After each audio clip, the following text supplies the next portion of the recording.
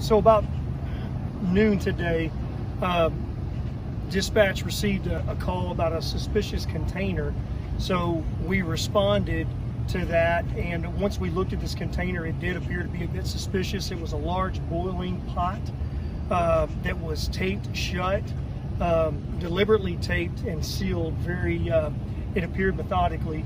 So at that point, we made contact with our bomb squad and had our bomb squad come out here to take a look at it. They agreed it was suspicious. We went up there, we x-rayed it, took a look at what we could on the inside, and then at that point we made the decision to disrupt the device in a way that if it wasn't explosive, it would not go off. Where exactly was, I guess, the container found? Was it over by the restaurant or just in the parking lot somewhere? It was in the parking lot near Texas Avenue, Barnes & Noble.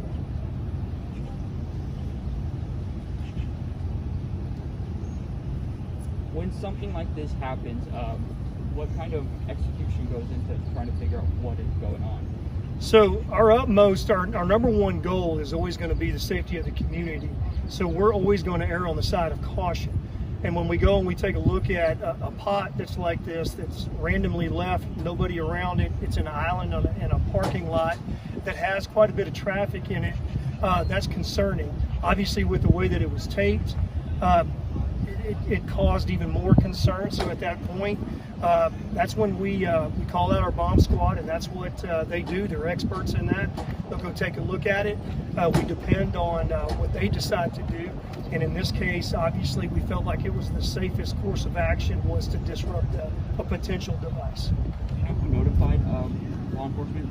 I don't know how dispatch received the phone call, no. So what now? What goes on from after this? How does the investigation go forward? We'll do the cleanup. Obviously, the good news is it was not an explosive device. I do know that. I don't know exactly everything that was inside of it, but that was obviously that's good. With the public, kind of Texas is a pretty busy street, especially this parking lot. What do you want the public to know in case something like this might happen again in the future? Right, that's a great question. So obviously we want to keep the community as safe as possible. So we do our very best to create a safe outer perimeter that we don't want people going inside of. We blocked northbound Texas Avenue for that very reason, because we didn't want any vehicles damaged or anything like that. Obviously, we don't want anybody to get hurt. So we do our very best with the manpower and the resources that we have to block off a very busy parking lot. And the fantastic thing is, I'll just say this to the community, everybody did exactly what we asked them to do. We asked some people to back up, to move in some areas, and nobody pushed back or anything like that. So we really appreciate that, because we don't want anybody to get hurt. Obviously, the community doesn't want to get hurt. Is there any should there be any heightened threat level or any danger that the public should know about as a result? No, there's no continuing danger. It was not a device.